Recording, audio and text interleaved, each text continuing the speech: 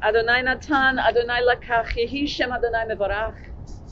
God has given, God has taken away. Praised be the name of the Eternal One. Now, praise may ring as a strange way to begin a ritual of loss and mourning and saying goodbye. Yet it underscores what we know, that God's way of life and death, of love and loss, they remain elusive mysteries. God anoints my head with oil, Kosi Revaya. We come together today to keep the full cup of Shirley Bouer's life overflowing. Psalm 23. Mizmor David, Adonai roi lo echzar, v'hinoteshe yabitzeni al mei menuchot v'nachalei. Nafshi shovet, nafshi shovet, yanchini k'magle tzedek למען שמו, גם כי אלך עץ על מוות, לא ירא, כי עמדי שבטך ושבתך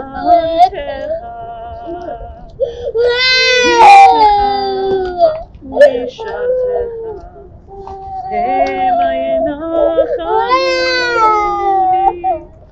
טהרה לפני שולחן נגד צורריי, דשנת בשמן ראשי כוסי רוויה.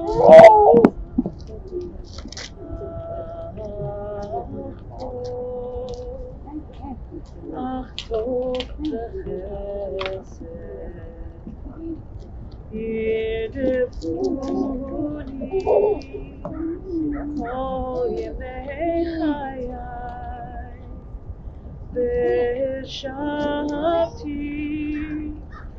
ושבתי בבית אדוני, ושבתי בבית אדוני.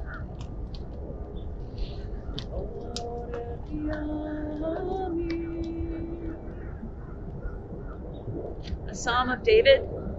Adonai is my shepherd, I shall not want, causing me to lie down in tender meadows, leading me beside still waters. The one will revive my soul, guide me in circles of righteousness for the sake of God's name. Though I walk through the valley of the shadow of death, I fear no evil, for you are with me. Your staff and your rod comfort me. You prepare a table before me, before my foes. You anoint my head with oil, my cup overflows. Surely goodness and loving kindness will pursue me all the days of my life, and I will return to dwell in the house of Adonai for length of days. In the eyes of eternity, 1,000 years are but a day, and we arise to life as a wave cresting upon a vast and shoreless sea. And we abandon life as a wave abandons its shape and returns to the source from which it swelled, arising, dissolving, returning, yet never leaving.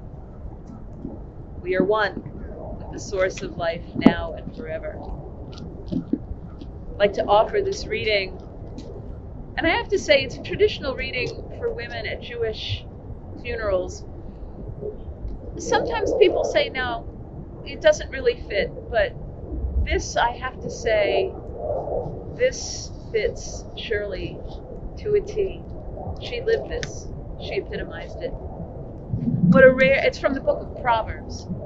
It's sometimes called a valiant woman. In Hebrew, it's an Eshet Chayil. What a rare find is a valiant woman, an Eshet Chayil. Her worth is far beyond that of rubies. She sets her mind on an estate and acquires it. She plants a vineyard by her own labors. She girds herself with strength and performs her tasks with vigor. She sees that her business thrives. Her lamp never goes out at night. She gives generously to the poor. Her hands are stretched out to the needy. Her husband is prominent in the gates as he sits among the elders of the land, and she is clothed with strength and splendor. She looks to the future cheerfully. Her mouth is full of wisdom, her tongue with kindly teaching. Grace is deceptive, and beauty is illusory, but a woman who seeks to do good is much to be praised. Her children declare her happy, her husband praises her. Extol her for the fruit of her hand, and wherever people gather, her deeds speak her praise. From Psalm 90. O God, through all generations you have been our strength and our home. Before the mountains were born or the oceans were brought to life, for all eternity you are. 1,000 years in your sight are like yesterday when it passes. You return our bodies to the dust and snuff out our lives like a candle flame. You hurry us away. We vanish as suddenly as the grass in the morning. It shoots up and flourishes. In the evening it wilts and dies, for our life dissolves like a vision and fades into air like a cloud. We live for 70 years or 80 if we are strong, perhaps more if we are fortunate. Years filled with pain, suffering, they pass, and we fly away. Teach us how short our time is. Let us know it in the depths of our souls. Show us that all things are transient and as insubstantial as dreams, and that after heaven and earth have vanished, there is only you. Fill us in the morning with your wisdom. Shine through us all our lives. Let our hearts soon grow transparent in the radiance of your love.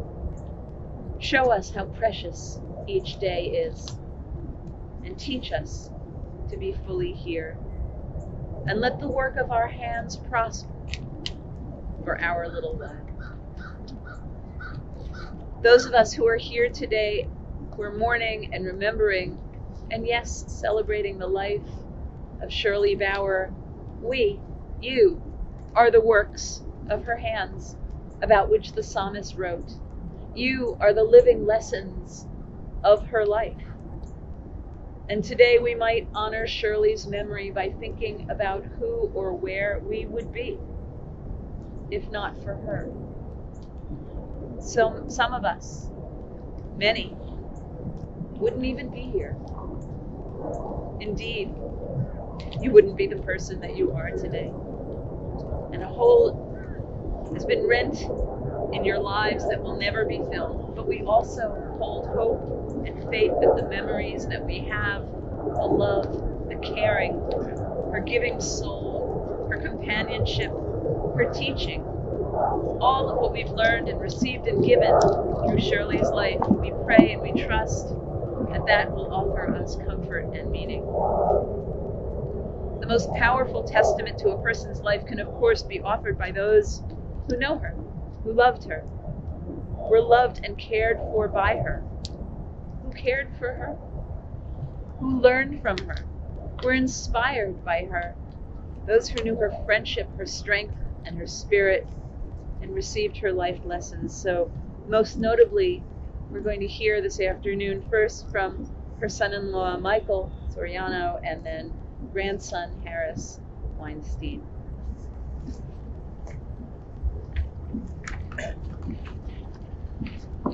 As all of you here know, Denise is never at a loss for words, except today.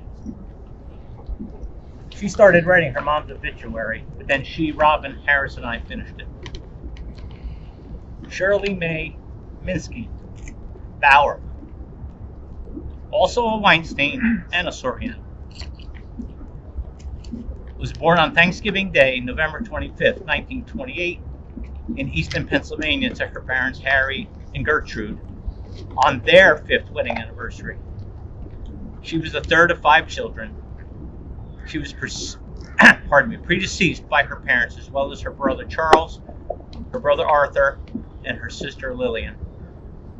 Surviving and thriving is her dearly beloved little sister, Gloria.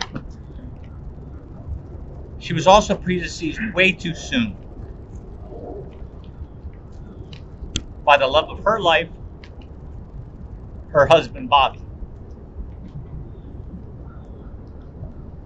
Shirley leaves behind her loving daughter Denise and myself, her grandson Harris and his loving girlfriend Marissa, her granddaughter Robin and her husband Zach, and her stepchildren Elise, Mike, and Michael.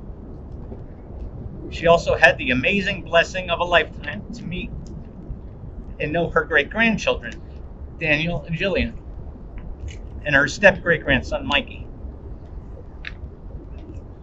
She also leaves behind loving nieces, Susan and Laurie, in addition to numerous other nieces, nephews, grandnieces, and grandnephews. After her marriage to Robert, Shirley moved to Jersey City, New Jersey, where she lived for many years.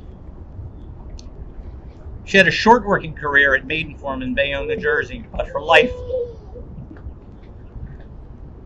and true calling in Jersey City was consumed by her love for her family, friends, and community.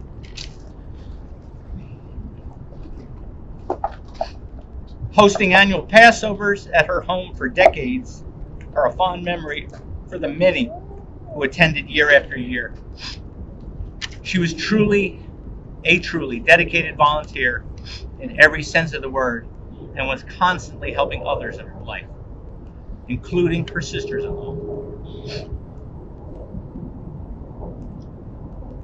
From Brownie Scout leader to PTA president, from Bowling League president to library board member, from Hadassah president to Temple Bethel volunteer. She truly personified the image of loving and giving human being. So much so that she was awarded Person of the Year, a memorial award given by the Jewish Veterans of the United States in 1991. The plaque that hung across from her bed in her room reads, quote, "A true woman of valor, whose dedication, compassion, and tireless efforts have helped bring well-being to the members, citizens, and persons of her faith." Everyone called her the Jewish Saint Shirley because she was an angel. And now she actually is one. In her spare time, Shirley enjoyed traveling the world with her husband, sisters, and close friends. She was an avid sports fan, to say the least.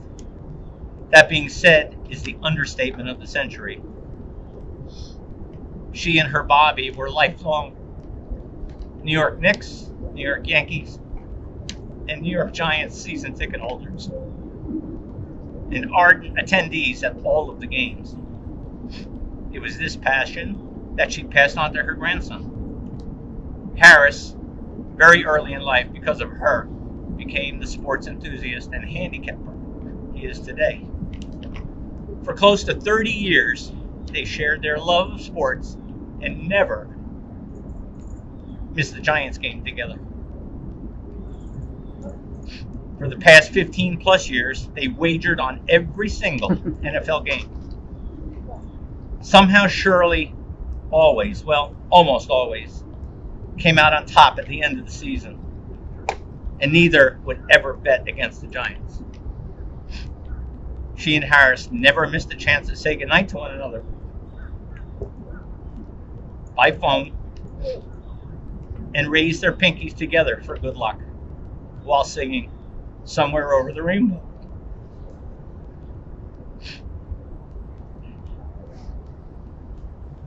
She was always curious about what the current and future weather was to be. She'd be very pleased today. And when it would start to rain or snow, the exact location of where we were driving and where our precise destination would be, and whether a dish we were serving or ordering for her had cheese or butter in it.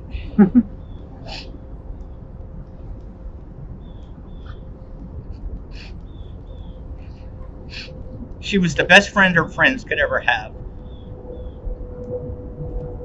We will all together forever love her, miss her, and cherish her memory. You had a great run, Cheryl.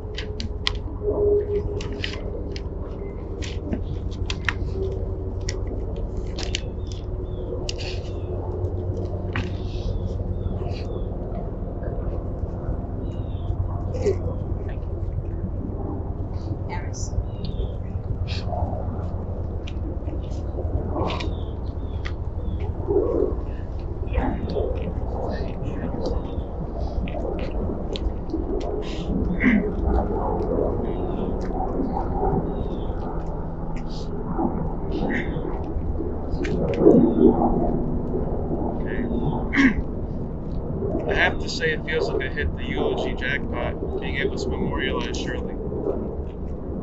My grandma was truly one of a kind. For as long as I can remember, she lived to help people. She always went out of her way just to make someone smile. She saw the good in every situation and every person. Me and Robin would always joke, wishing we could be more like her, but it felt nearly impossible to live up to her standard. I remember fondly as a kid going to the Jewish community home where Shirley volunteered. She went into what felt like every single person's room in the building to bring them food, cheer them up, and see if there's anything that they needed. I was in awe as she managed to make each of them light up. I can still picture the huge smiles on all their faces. She was my role model, my hero, and I wanted to be just like her, which is why I became a Giants fan also. I've received an overwhelming amount of messages from people this week. Many have simply said she was the best. Some have referred to her as an angel on earth. Most have said the world would be a much better place if there were more people like Shirley in it. While today's a celebration of her life, the reality is there will never be another quite like Shirley. However, if we take Shirley's ideals, become more caring, more patient, more selfless, help others in need, hold no prejudices, and strive to carry on her legacy, that would be the greatest way to honor her memory. And I assure you, she'll be looking down on all of us to guide us down this path. Maybe finding her little Shirley ways to make us smile on a tough day when we need it the most. That was my grandma, and she truly made the world a better place. We would always joke when we bet on football games and say to each other, "I hope you lose." But Grandma, I stand here today to tell you that in life you already won. Rest in peace over the rainbow, my angel.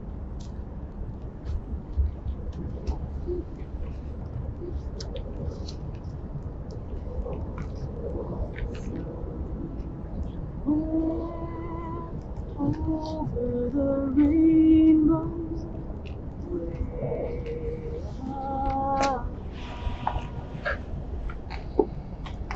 there's a land that I heard of once in a lullaby. Somewhere over the rainbow, skies are blue, and the dreams that you dare to dream really do come true. Someday I'll wish upon a star and wake up where the clouds are far behind me, where troubles melt like lemon drops away above the chimney tops. That's where you'll find me.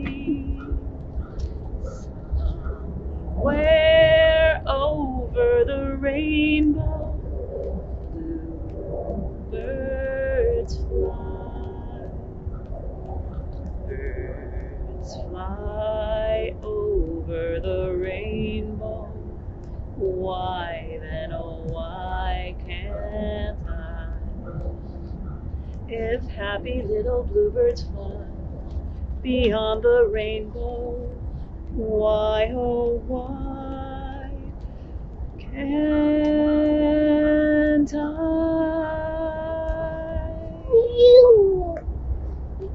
So as you've heard, that was Shirley's song. Shirley's Harris would sing her that song on the phone every night. Now, we all know that that song is from The Wizard of Oz, which is a place of witches and monkeys and munchkins, but maybe you didn't know that it was penned by two first-generation American Jews, Harold Arlen and Yip Harburg. And if you listen to those same lyrics through that lens, you realize that song is a very Jewish vision of a better world, transformed and healed through love and through joy. And these lyrics captured the world that Shirley envisioned and worked for her entire life. She wanted everyone around her to have that better world. But before I talk more about Shirley, I really need to tell you, Temple Bethel in Jersey City was Shirley's spiritual home and I dare say social center for almost 70 years.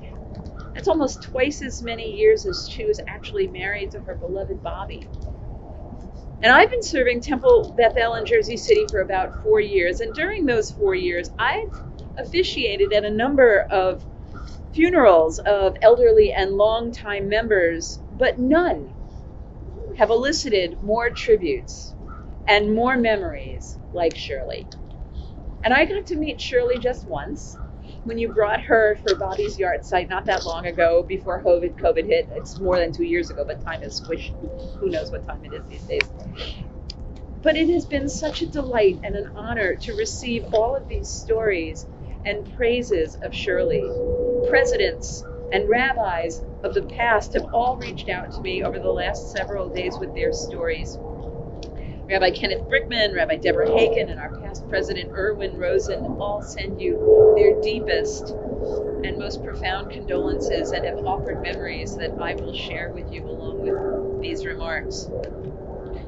There are a lot of names on the walls of Temple Bethel, as you know. We've amassed a lot in the 150 years that the congregation has been around, or the 95 years that we've been in our beautiful sanctuary, but few made the impact that Shirley did. Erwin mused, volunteering was Shirley's middle name. There was no task that she would say no to. Shirley would take on any project that would benefit the temple. But more than that, he made sure to offer, she did it with joy, with happiness. From the big jobs to the smaller ones, it didn't matter. Shirley served on our board of directors, was the president of our sisterhood, but she polished the silver, cared for the Torahs, and would drive anyone who needed a ride. Our longtime Rabbi Emeritus Kenneth Brickman, who I know you've been in touch with, remembers Shirley as a remarkable person who truly gave of herself in every conceivable way and never, ever sought acknowledgement for what she did.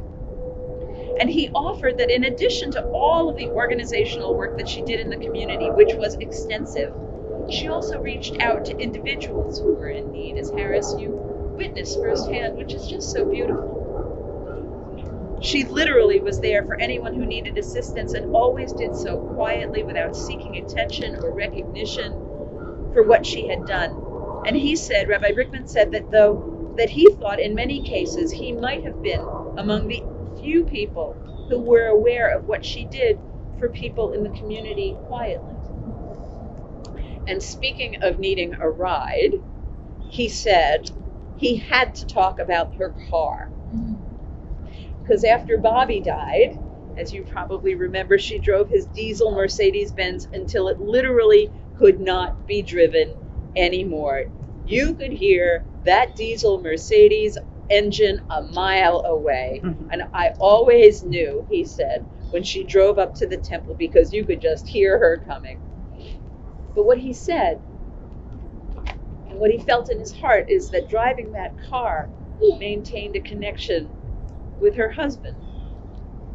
And it was a very sad moment when she finally had to give it up.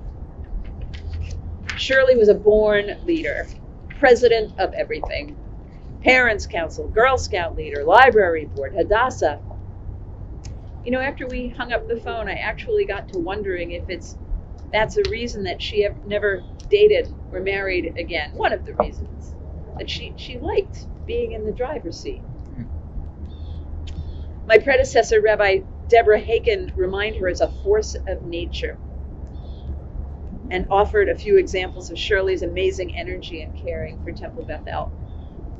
She wrote that when she first arrived, Rabbi Haken, that Shirley was already living out of town, but there were still a few older women who needed to go up to Bergen County to the kosher market, the kosher deli, to do their pre-Passover shopping. And Shirley had made the arrangements with the Jersey City Senior Services Center to get a van or a bus to take all the seniors a week or so before Pesach.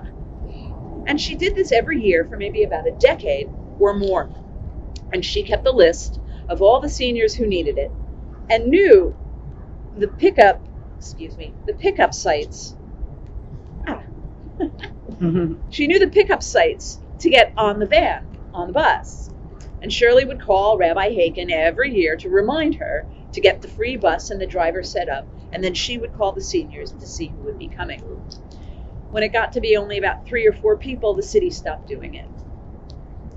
But each and every time, Shirley always made sure that the shoppers picked up a big corned beef sandwich for the bus driver, Joe.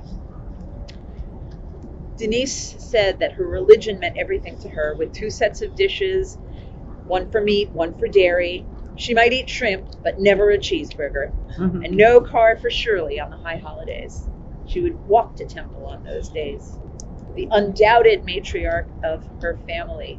Holidays, especially Pesach, were at Shirley's. But her giving, her caring, it didn't stop at the doors of our synagogue. Shirley was a leader of the Jewish Federation Counseling Services, the Jewish Hospital and Rehabilitation, and United Jewish Appeal Federation. She was a driver for Kosher Meals on Wheels, and as much of an impact she made on the Jewish life in Jersey City, her heart of giving to the Jewish community really knew no bounds. Describing Shirley as a true woman of valor whose dedication, compassion, and tireless efforts have helped bring well-being to the members and citizens and person of her faith, Shirley was named the Jewish War Veterans of the United States Person of the Year in 1991. Shirley planted trees in Israel every chance she got. She was on a first-name basis with the folks at the Jewish National Fund. She was actually there once in Israel with her sister and a friend and mused that had she lived there were all kinds of things that she knew that she would do to support the growing Jewish nation. And even toward the end of her life, in her dementia and suffering from hallucinations, she would call out to people to come in and donate. Or she wanted to run a bingo game so people could have a party for the home to help people. She truly built a rich life and meaning and giving of herself. And that would be a fine, fabulous, meaningful life, but it absolutely couldn't define her. That was not just the box that Shirley lived in. There were other sides, as you've heard about. Have you seen the movie Silver Linings Playbook? Mm-hmm. It seems like Robert De Niro totally took his character from a page of Shirley's book. Mm-hmm. Avid, devoted sports fan, an athlete in her own youth playing basketball. She followed golf and soccer and lacrosse, all of it on TV. But as you know, a very special place in her heart for basketball, baseball, and especially football. But I'm not talking about a passing fancy. Shirley, as you've heard, was a ticket holder for the Knicks, the Yankees, and the Giants. Did I mention she was the president of her bowling league? She was a serious Giants fan. And after 65 years of being a season ticket holder and never missing a game, the entire Giants team brought Shirley out on the field with Harris. They put her on the big screen and turned her into a real big shot that day. Just loved it. Made her day. And Shirley and Harris's passion for the Giants bound them together in a powerful way. Saturday might be Shabbat, but Sunday was sacrosanct for them. They would always watch the game, and Shirley, of course, had her special rituals. Watching the game was a special ritual in and of itself. She would always be dressed in her Giants gear, maybe an Eli Manning sweatshirt or another piece of swag. And then there was the hex. Shirley would put a hex on the other team by drawing an imaginary X over them, almost as if she were casting a spell. And then Shirley and Harris would lock pinkies and thumbs for good luck. But this was serious business. Money on the line. Harris and Shirley had a standing bet on literally every NFL game every Sunday. Odds and spreads. Shirley was on it. They would bet $1 a game. Bet for over 20 years. Never more than $1. And in a way that only a Jewish Grammy could, she would say, "You're not going to take advantage of your little old grandma, are you?" Harris's friends remember that again, in only a way a Jewish grandmother could, Shirley would even take spreads on Tushy Ball. And she was good. She was very good. In her predictions, she was almost always up. And at the end of every call, "I hope you lose. I hope you lose." Shirley died wrapped in her Giants blanket and with her Giants teddy bear next to her. Shirley would never bet against the Giants, and no one would ever bet against Shirley's devotion. But even these sides of Shirley don't paint the full picture of who she was, because they leave out what an incredible mother, mother-in-law, grandmother, sister, machatonim, and friends. If you don't know the word, a machatonim is a Yiddish word for the family of your in-laws, or most often your adult children's mother and father-in-law. From the beginning till the end, Shirley was her sister Gloria's best friend and protector. Truly, her siblings were her first love and remained that way, especially her sister. And she spoke to her siblings every day, their whole lives. Shirley might have been born on Thanksgiving, but Passover was her pièce de résistance, gathering the entire family and cooking for as many as 25 people. But anyone who knew Shirley knew her to be a caring, loving, happy, positive, charitable person who just wanted to spread love around her. If she didn't like someone, you didn't know it. Shirley was totally devoted to her husband, Bob, until he died. There wasn't a day that went by that she didn't mention my Bobby. They spent every waking hour together when he was alive that they could, traveled, cruises, junkets, gambling cruises with their best friends, sisters, to the islands, Florida, probably honing her skills. And after growing up in Easton, Pennsylvania, cousins fixed them up and they were married in 1951. Shirley worked at Maiden Form in Bayonne as a bra fitter for the 7 years before Denise was born. And tragically, Bob died young, in his 50s, right? Early 50s, about 40 years ago. Shirley mourned in her own way, but she plowed forward, got up in the morning, gathered her friends, did her things. From that day on, from 7 to 5, she worked at volunteer things, went out with her friends, went to sleep, and did it again. She just doubled down. That's how she processed his loss.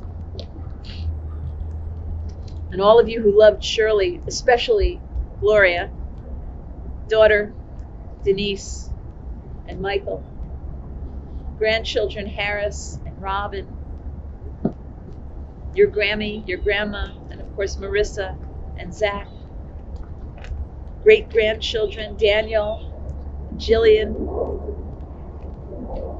but also step-grandchildren Elise, Mike, and Michael, and step-great-grandchild Mikey, nieces Susan and Lori, and so many other greats and grands and just close ones. She loved you so much. You brought her such joy and love and meaning. She loved being a grandmother to you, Robin and Harris. She loved being a great-grandmother. She loved being in the house and seeing them all the time. She might never have smoked or drank or cursed. Nothing got her upset. You never saw her in a bad mood. Denise could get her to yell, but the harshest she would ever get was, "Oh, nuts, Denise," and then would move on. Shirley made only friends, never enemies. Even her ex-machatonim They remained friends. There was no prejudice, the opposite. She was amazing. And Shirley was just different from everyone else, selfless and accepting, even coping with Parkinson's for 12 years. And when she was literally walking around with a broken neck for 5 years. And then after that, having spinal fusion at the age of 80, the same kind of injury that crippled Christopher Reeve, Superman. She was just walking around with it. Harris recalls she had the biggest heart than everyone I've ever met. Rabbi Brickman said she was his favorite, a one-of-a-kind soul, and an amazing friend. Her mantra was everything is going to be okay. And she never lost the classic art of writing to her friends. She continued to write cards and personal notes at holidays, special events, losses. Mike shared that he actually even wouldn't be here if it weren't for Shirley. His and Denise's was a tumultuous romance. It brewed and developed during what he described as the longest divorces on records, both his and Denise's at the time, first marriages. Mike didn't think the relationship was going to make it, but it was Shirley who believed in Mike and believed in them as a couple, and it kept them going. And in the end, though, what Shirley gave you all is possibly the greatest gift, which is modeling the kind of family support and love that most people just dream of. She taught you about volunteering, giving time, the truth that we create the community that we want to live in. We create the family that we want to live in. She taught you about charitable giving, about giving of her time to those people and things that you care about, by showing and doing, and honestly schlepping you along to sing, grocery shop, and helping too many people to count. And caring. It counts.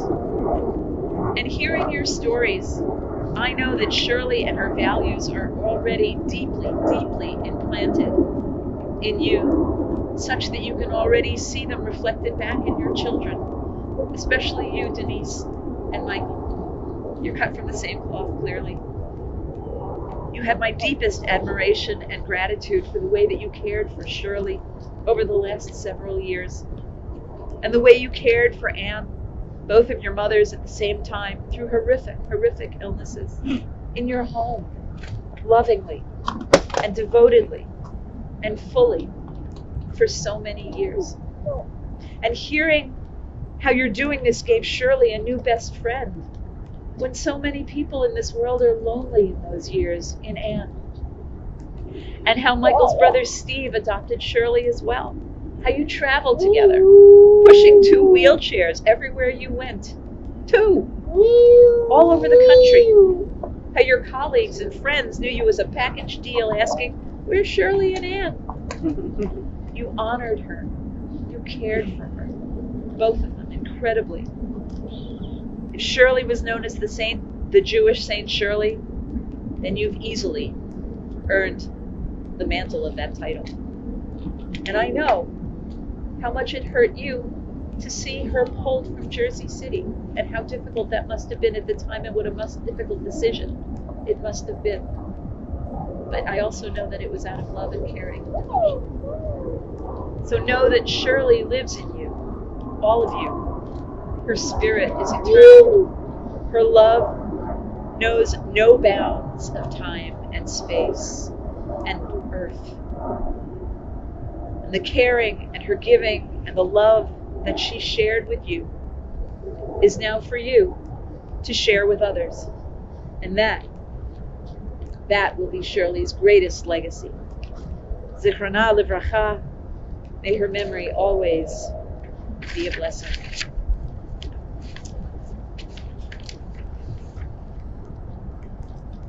Donations of tzedakah, of charity, and in lieu of flowers in Shirley's memory, and a fitting way to honor Shirley and her incredible life of charitable works, may be made to Temple Bethel of Jersey City. Do you have anything to add about a shiva, a Zoom shiva or visitation? Have you? If not, don't worry about it. Forthcoming. Be in touch. When this COVID thing passes and it's safe, I know that the family will want to be together and celebrate her life in some fitting way. So at this point in our service, I want to invite you to close your eyes and bring forth a memory of Shirley. If more than one come to your mind, all the better. But each one, click save. Hold it forever dear.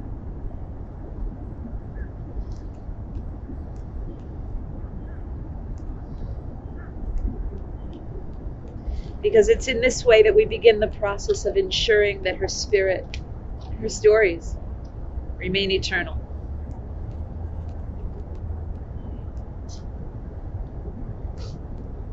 The traditional El Malei Rachamim prayer I'm about to offer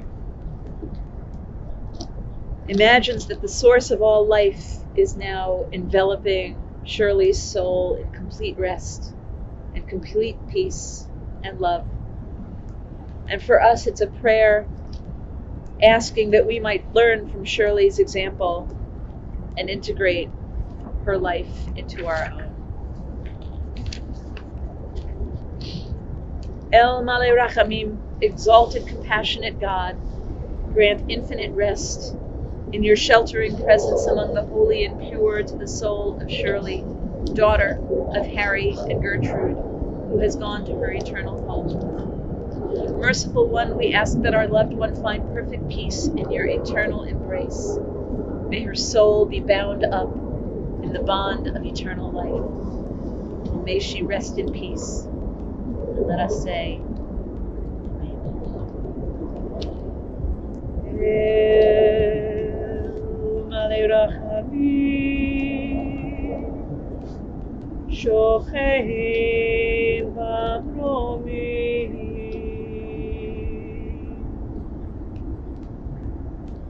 Amatzei Menucha Nechona, Tachat Kanfei HaShechina, B'ma'alot Kiddushim, U'thorim Gezohar Arakia, Mazhirim, Et Nishmat Shirley Bat Gershon V'Gitel, Shehalcha Le'olama, B'Gan Eden Menuchata, Anna Bal Harachamim, Astireha B'Seta Knafecha Le'olamim, Utzcho B'tzcho Chayim, Et Nishmata Adonai Hu Nachalata V'Tanuach B'Shalom, Al Mishkava V'Naomaha. Amen.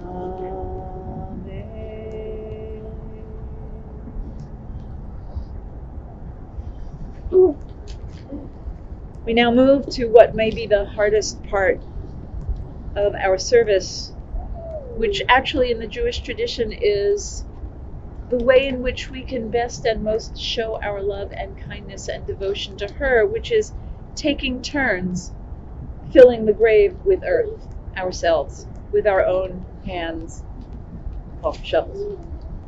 It's one of the most profound expressions of love that we can offer. It is the ultimate in kindness and respect. We learn that just as we take care of our loved ones in life, so too in death. And the mitzvah of honoring the dead extends to burial. It's a small but powerful demonstration of love that we don't leave the burial of loved ones to strangers, that we commit her to the earth with our own hands. We take the responsibility ourselves. So the way in which traditionally it's done is that those closest family have the first opportunity to offer a few shovelfuls of earth We take the first shovelful with the underside of the spade. It's counterintuitive. It's not efficient. That's exactly the point. We start that way to show that though we know we have to do it, we don't want to. And so we do that halting. And then we turn the spade around and offer a few shovelfuls the right side of the spade. So, Denise, if you would like to take the first one.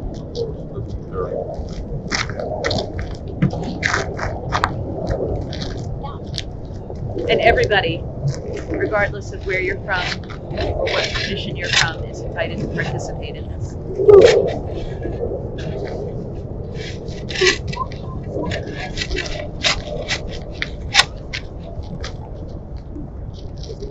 Yep. Right on the casket.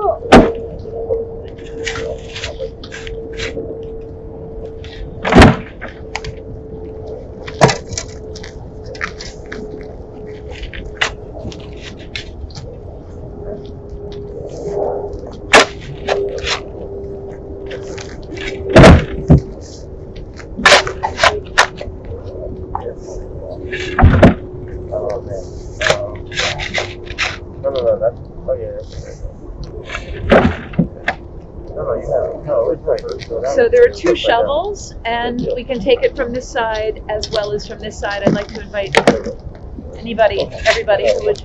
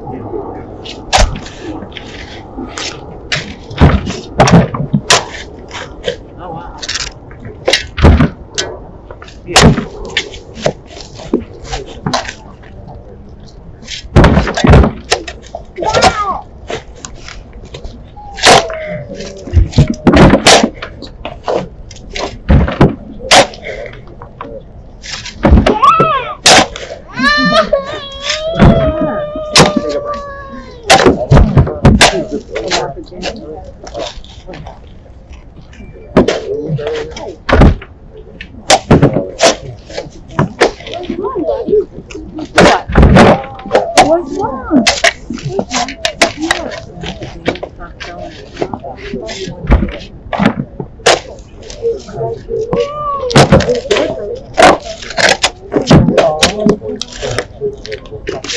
Alright.